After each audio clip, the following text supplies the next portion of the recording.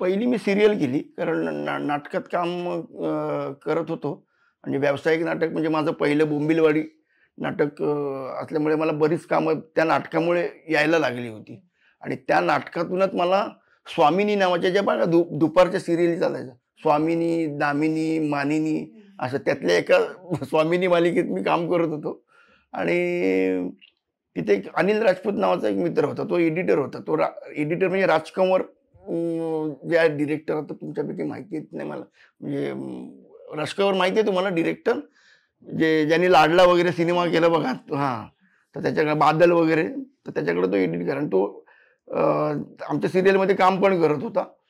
तर तो म्हणाला रे तू कॉमेडी खूप चांगला करतो असं असं एक फिल्म येते 2.5 अक्षर प्रेम के नावाची तर त्याच्यात काम करशील म्हटलं एकदम हिंदी फिल्म वगैरे त्यामुळे मला अपेक्षाच नव्हती की सिरियल करतोय आणि एकदम हिंदी फिल्म आधी मला वाटलं मस्करी वगैरे चालली की काय की आमच्याकडे ते असतात ना सगळे तर तो म्हणाला नाही चल तुला मी घेऊन जातो. मग तिथे गेलो राजकुमार साहेबांचं बादलचं एडिटिंग वगैरे सुरू होतं आणि मग त्यांनी मला विचारलं असं तर तिथे काय झालं होतं लक्ष्मीकांत बेर्डे ना कास्ट केलं होतं खरं तर ते आता कसं होतं आता एकदम छोटा रोल आहे मराठी वगैरे तर मग तेच नोकराचे टाईपचे रोल वगैरे त्यात काय त्यामुळे त्याने नाही म्हटलं आणि मला काय नाही म्हणण्याचा प्रश्नच येत नव्हता कारण पहिलीच माझी संधी होती हिंदी फिल्म आणि आजूबाजूला ऐश्वर्या राय, अभिषेक बच्चन, अमरीश पुरी, अनुपम खेर असं म्हणजे सगळी दिग्गज मंडळी आजूबाजूला कारण त्यांच्यातला मी एक नोकर मी आणि जिमी मोजिस आणि तो अनिल राजपूत. जिमी मोजिस म्हणजे जॉनी लिव्हरचा भाऊ असा आम्ही तिघांचा तो एक ट्रॅक होता आणि तिथून ती एक हिंदी फिल्मची सुरुवात झाली माझी.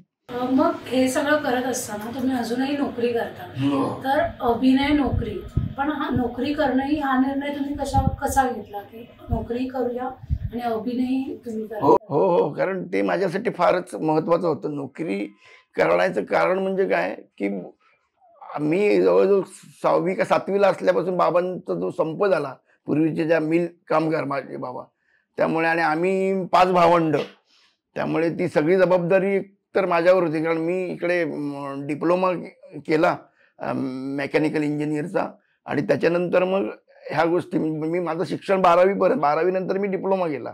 डिप्लोम्यानंतर मग म्हटलं की ना आपल्याला पहिली नोकरी केली पाहिजे कारण बाबा असेल तरी 5 जणांची पोटं आपल्याला भरायची म्हटल्यानंतर तो प्रश्न येणार त्यामुळे मी ठरवलं होतं की मी करेन तर सरकारी नोकरीच करेन कारण सरकारी नोकरी करूनच आपल्याला काही गोष्टी साध्य होतात. प्रायव्हेट नोकरीमध्ये बऱ्याच चांगल्या चांगल्या कंपन्यांमध्ये मला बोलवतो लार्सन अँड टुब्रोमध्ये बोलवलं होतं महिंद्रा अँड महिंद्रामध्ये पण पगार चांगला होता पण कुठेतरी एक असतं ना की आपण एक कलाकार म्हणून कुठेतरी आपल्याला ते जिवंत ठेवलं पाहिजे किंवा ते सतत नाही तर नाटक बघितल्यानंतर अरे यार आपल्याला पण असं काहीतरी करता आलं पाहिजे असा तो एक त्रास व्हायचा. त्यामुळे मी ठरवलं की म्हटलं बाबा मी सरकारी नोकरी करणार पण नाटक मी काय सोडणार नाही किंवा ही जी काय आहे नाटकात काम करत होतो ते काय सोडणार नाही.